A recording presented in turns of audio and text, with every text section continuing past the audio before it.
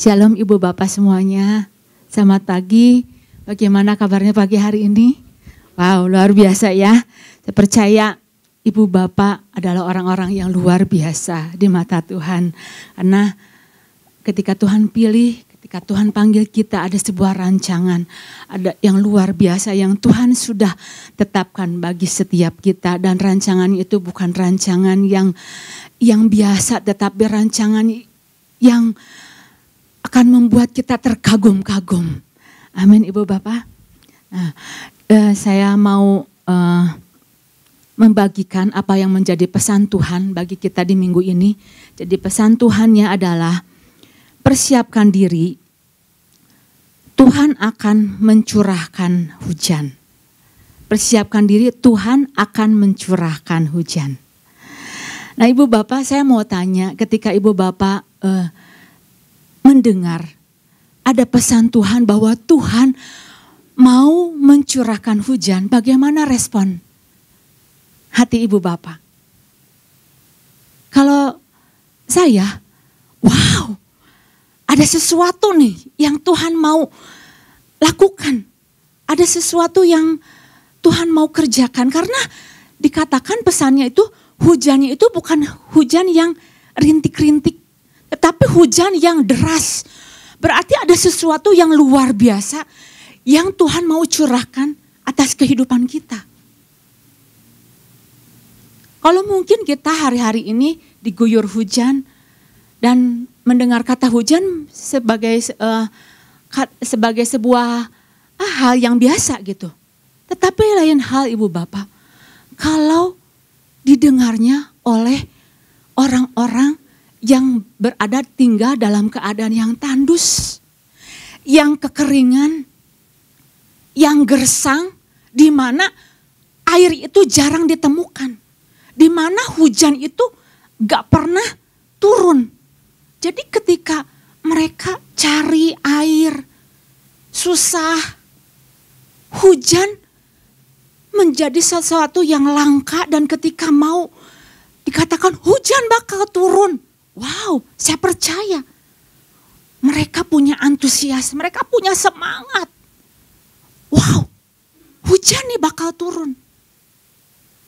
Hidup di dalam kondisi kekeringan, gersang, serba sedikit, air sedikit, sementara mungkin yang dibutuhkan itu banyak. Itu enggak enak. Kondisi panas membuat mungkin bisa mudah lelah, mudah tersulut emosi. Itu sangat enggak enak sekali. Makanya mereka merindukan yang namanya air. Bahkan kalau saya lihat gitu ya, dalam orang-orang yang dalam kehausan, ketika dapat air gitu ya, dalam wadah, sampai terakhir pun si wadahnya itu dikocrok-kocrok gitu, dikocrok-kocrok tuh ditekan tengah, ada lagi nggak air yang keluar gitu. Jadi situasi yang nggak enak, dan mereka ketika dengar hujan, wow, ini yang membuat mereka itu, waduh, harus siap-siap nih. Tempatkanlah Ibu Bapak keadaan kita seperti orang yang dalam kehausan. Tempatkanlah diri kita sebagai seorang yang sedang membutuhkan dalam keadaan haus. Kitanya udah lelah, kitanya udah pengen banget yang namanya air. Terus ada orang yang nyodorin datang. Nih, minum, sok minum. Saya percaya ketika saya disodorkan, langsung saya pasti minum. Gak tahu bagaimana dengan Ibu Bapak. Dan saya berharap ketika pesan Tuhan disampaikan, ayo kita punya respon. Kita punya hati yang antusias. Kita sama-sama baca terlebih dahulu ya Ibu Bapak di dalam Yesaya 30 ayat 23. Firman Tuhan mengatakan apa? Yesaya 30 ayat 23, lalu Tuhan akan memberi hujan bagi benih yang baru, kamu taburkan di ladangmu, Dan dari hasil tanah itu kamu akan makan roti yang lezat dan berlimpah-limpah. Pada waktu itu ternakmu akan makan rumput di padang rumput yang luas. Ibu Bapak, kemarin kita sudah sama-sama belajar seperti apa yang sudah disampaikan oleh Bapak Gembara. Makna dari hujan itu adalah makna berkat. Ada sesuatu yang Tuhan mau tambah-tambahkan dalam kehidupan kita. Enggak secara jasmani aja. Mungkin berkat itu bisa berkat secara rohani juga. Saya percaya kita semua pasti pengen kan mengalami berkat Tuhan ditambah-tambahkan. Berkat yang deras. Wow. Saya kemarin sel grup gitu ya di tempat salah satu anggota sel grup kami gitu ya. Ada salah satu dari mereka itu mengalami yang namanya hujan deras dalam kehidupannya. Saya senang sekali. Saya suka cita sekali. Ada sesuatu yang Tuhan tambahkan. Ada berkat yang Tuhan tambahkan. Kemudian makna hujan yang lainnya itu adalah ada sebuah kesegaran, ada kekuatan yang Tuhan berikan. Mungkin kemarin kita udah lama nunggu pergumulan yang menguras energi, menguras tenaga sampai akhirnya kita sepertinya nggak punya pengharapan. Tapi Tuhan katakan, ini waktunya. Tuhan mau curahkan hujan. Hati yang mungkin tadinya udah rada keras, tapi ketika mau dicurahkan hujan, wow, menjadi sesuatu yang berbeda sekali. Ada kekuatan, ada kesegaran. Kemudian makna yang ketiga adalah kuasa ilahi. Ini kalau Ibu Bapak pahami tiga hal ini luar biasa. Ada perkara-perkara yang luar biasa yang Tuhan mau berikan kepada kita. Dan Tuhan katakan, yang Tuhan katakan itu, yang Tuhan sampaikan ini pribadi yang sanggup mengerjakannya. Jadi jangan sampai ketika pesan Tuhan disampaikan, ya lewat lagi. Sayang Ibu Bapak. Yuk sama-sama kita punya sikap hati. Saya mau menjadi orang yang mengalaminya. Jangan sampai kita dingin, jangan sampai kita enggak ngeresponi. Atau jangan sampai kita enggak percaya deh. Dan dari dulu juga kemarin juga pesan Tuhannya sama yang kayak yang kemarin juga belum tergenapi. Oh enggak. Dia pribadi yang sama kuasanya. Seperti orang yang pada waktu mungkin dia menyembuhkan orang yang sakit, membangkitkan orang yang lumpuh. Dia punya kuasa untuk mengubah segala sesuatunya. Jadi saya percaya Ibu Bapak ketika turun hujan, sesuatu pasti akan berubah. Kondisi kita tidak akan pernah sama lagi, Ibu. Amin. Ada perubahan yang kita terima. Nah, kuasa ini Tuhan mampu lakukan. Ada perubahan terjadi dan perubahan itu akan membawa kita menjadi lebih baik lagi. Bagian Tuhan adalah Tuhan akan curahkan hujannya. Itu pasti. Pasti Tuhan akan curahkan hujannya. Nah ini bagian kita sekarang. Ketika Tuhan mau curahkan hujannya, bagian kita. Pastikan kita menjadi orang yang siap untuk menerimanya.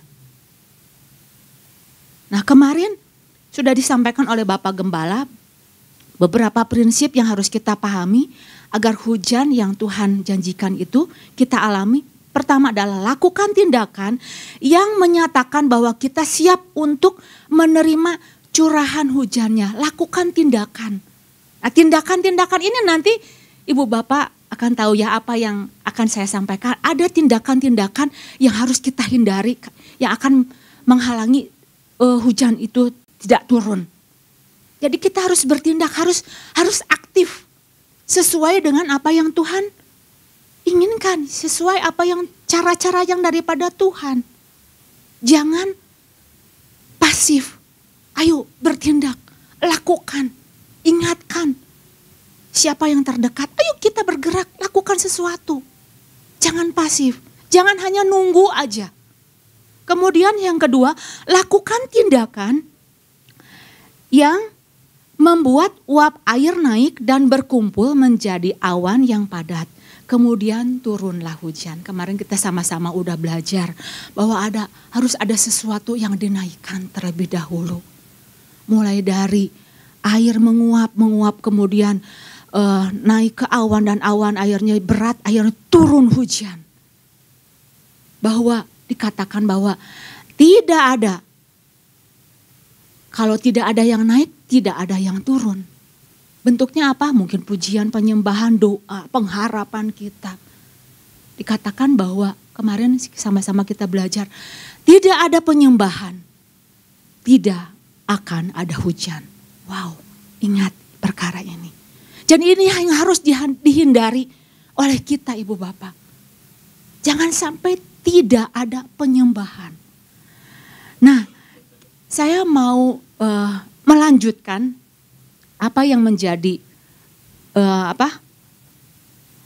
hal yang harus kita pahami ketika kita ingin hujan kita alami.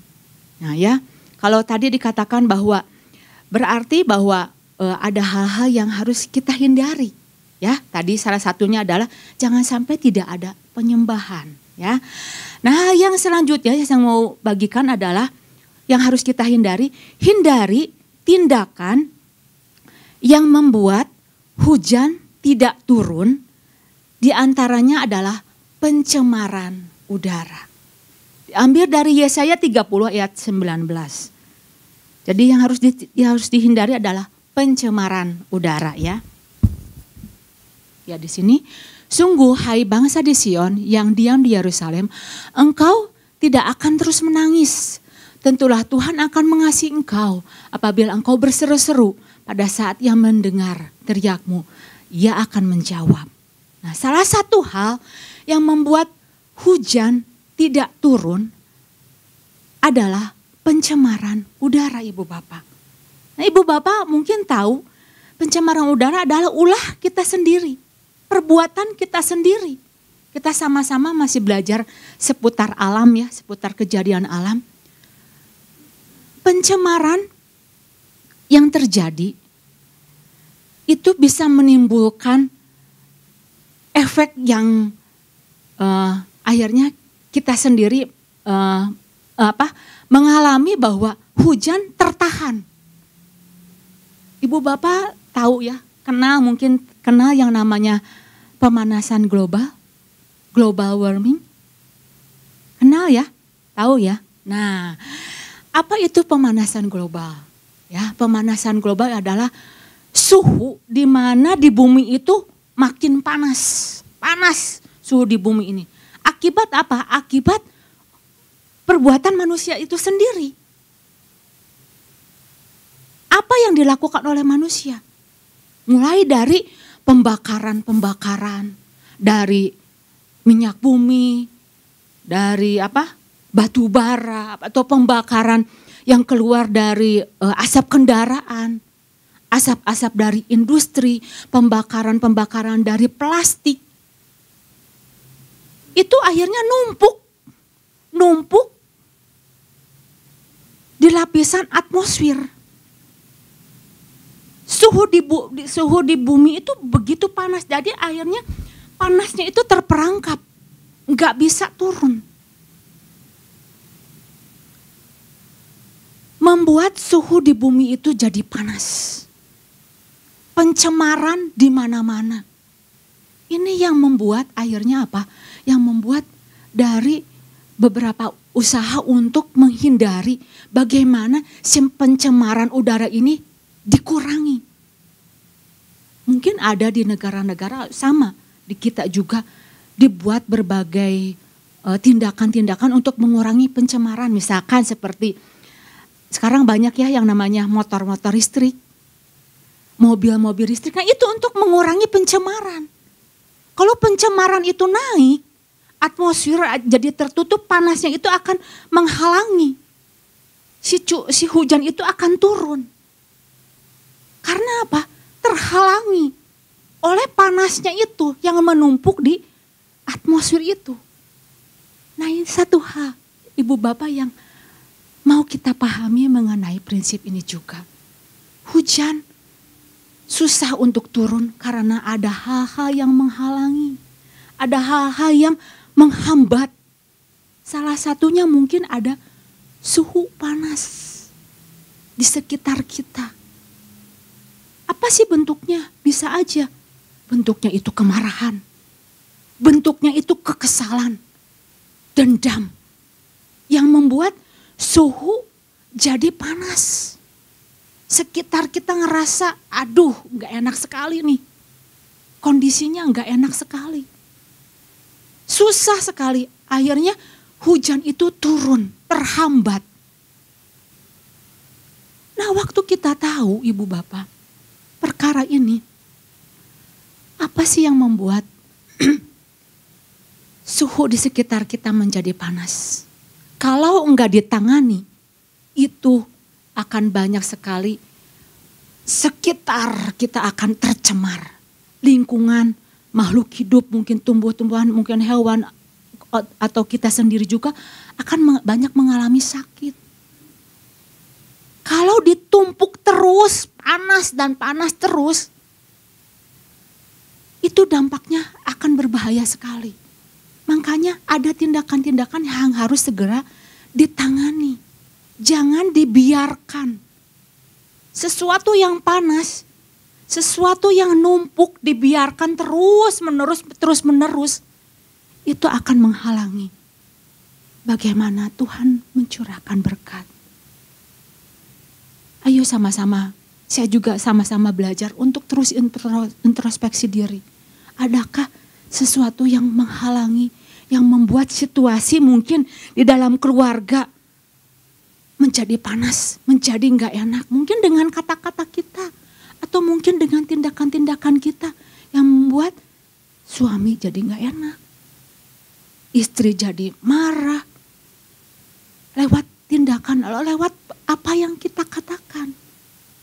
Kalau untuk mengatakan sesuatu yang baik dalam situasi yang baik, itu mudah, Ibu Bapak. Tetapi untuk mengatakan sesuatu yang baik di tengah-tengah situasi yang enggak baik, itu enggak mudah. Harus cepat ditangani.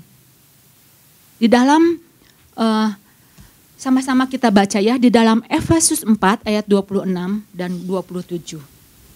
Dikatakan apa? Efesus 4 ayat 26 dan 27. Apabila kamu menjadi marah, janganlah kamu berbuat dosa. Janganlah matahari terbenam sebelum padam amarahmu. Janganlah beri kesempatan kepada iblis. Nah, ini Ibu Bapak. Hal-hal yang demikian harus segera dibereskan, harus segera ditangani. Jangan sampai numpuk. Akhirnya bom waktu.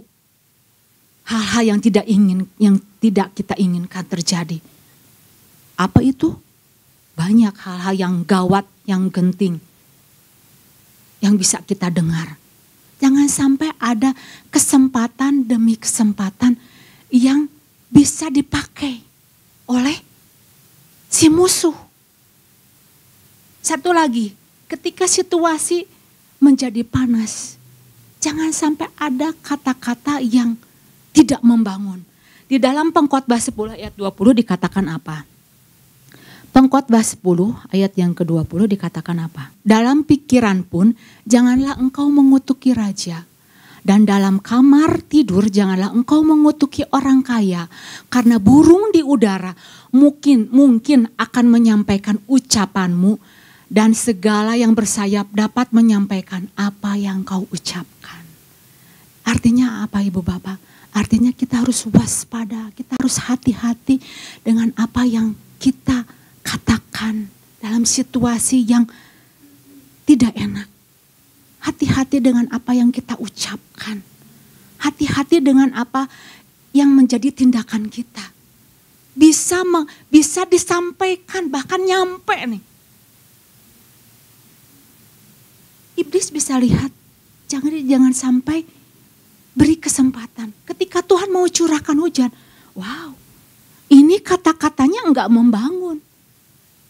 Kata-katanya, hese lah. Istri yang keras kepala lah. Suami yang hese, susah berubah. Itu kata-kata yang membuat ketika Tuhan mau kerja, didapati hal-hal yang, aduh sayang sekali. Jadi akhirnya tertunda lagi. Nah sama-sama kita mau belajar Ibu Bapak. Situasi dan keadaan apa yang harus kita perhatikan di dalam kehidupan kita. Sehingga hujan ketika Tuhan mau curahkan, hujan kita terima seutuhnya. Ibu Bapak lihat ketika Tuhan Yesus ya menciptakan bumi ini. Dan bumi ini dikatakan bahwa gelap. Apa yang Tuhan katakan? Enggak. Oh ya, gelap, poek, berantakan. Dia enggak terpengaruh dengan kegelapan. Dan kegelapan itu tidak menguasai dia. Bahkan ketika kegelapan itu ada di bumi, Tuhan katakan, jadilah terang. Maka terang itu jadi. Wow, sesuatu yang luar biasa Ibu Bapak. Ayo kita sama-sama perhatikan kembali. Tindakan kita, hindari apa-apa hal-hal yang membuat hujan terhambat. Memang enggak mudah Ibu Bapak. Saya katakan lihat sesuatu yang tidak seperti yang kita inginkan dan kita harus berkata yang baik. Tidak sesuai dengan apa yang menjadi kenyataan, yang tidak sesuai apa yang menjadi keinginan. Itu enggak mudah. Makanya dikatakan bahwa kita perlu pimpinan Roh Kudus. Kita perlu kepenuhan Roh Kudus. Kita perlu sehingga kita melihat ketika sesuatu begitu panas, suhu menjadi panas, kita tetap sama-sama dapat melakukan, kita tetap sama-sama membuat situasi keadaan menjadi tetap dingin. Amin Ibu Bapak. Satu hal yang kita sama-sama mau pahami ya, itu jadi hindari tindakan yang membuat hujan tidak turun, di antaranya adalah pencemaran udara. Kemudian yang kedua yang saya mau membagikan adalah hindari hal-hal yang tidak benar sehingga hujan tidak turun. Masih sama ayatnya diambil dari Yesaya 30 ayat yang ke-19. Ayatnya yang tadi, sungguh hai bangsa di Sion yang diam di Yerusalem, engkau tidak akan terus-menerus menangis, tentulah Tuhan akan mengasihani engkau apabila engkau berseru-seru pada saat ia mendengar teriakmu, ia akan menjawab. Ada sebuah seruan yang dinaikkan oleh bangsa Israel, orang Israel. Mungkin mereka pada waktu itu mengalami yang namanya kurang air, kurang roti. Mereka berseru-seru kepada Tuhan. Tetapi kita sama-sama kita mau belajar, kenapa sih dikatakan bahwa pengajar tersebut, Tuhan tersebut menyembunyikan dirinya. Menyembunyikan dan akhirnya belum menjawab apa yang menjadi seruan dari bangsa Israel pada waktu itu. Nah, ada beberapa hal yang membuat Tuhan mungkin bisa jawaban doa itu ditunda terlebih dahulu ya. Kita sama-sama baca terlebih dahulu di dalam Yesaya 59 ayat 1 dan yang kedua. Nah, hal-hal ini yang harus kita perhatikan.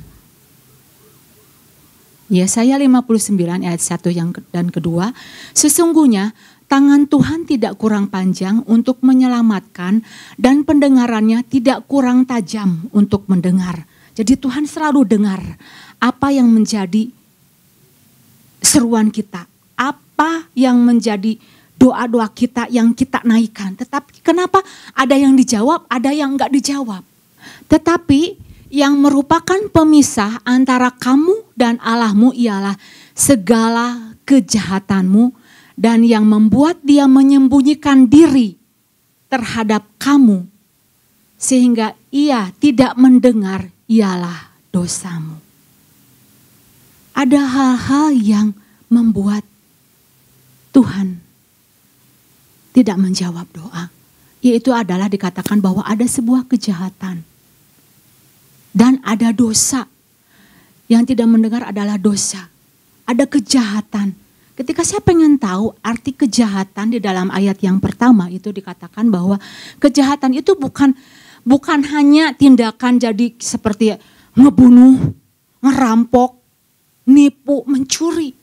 Tetapi di mata Tuhan, kedegilan hati, kekerasan hati, susah diarahkan, itu namanya kejahatan.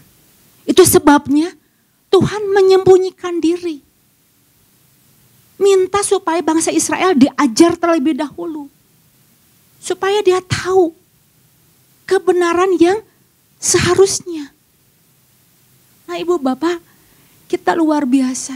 Kita selalu dituntun oleh kebenaran. Selalu dibawa oleh kebenaran, selalu diajar. Dan kebenaran ini, itu yang akan menuntun kita. Perhatikan ibu bapak. Lewat pengajaran-pengajaran itu, pertanyaan-pertanyaan di Komsel, itu luar biasa ibu bapak. Dalam ngorek bagian yang dari dalam kita supaya kita tahu setiap bentuk kejahatan kita. Karena enggak mudah ibu bapak untuk ngeluarin sesuatu yang jahat itu. Susah untuk diatur, untuk diarahkan. Sama-sama ketika kami sharing, berdoa gitu kepada Tuhan gitu. Ada masalah, benar ada masalah gitu kepada Tuhan. Tetapi udah selesai berdoa, mikir lagi terus ini gimana caranya, itu gimana caranya. Aduh ini gimana caranya. Nah di situ. Artinya apa?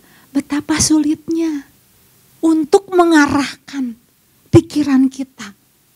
Betapa sulitnya untuk membentuk hati kita.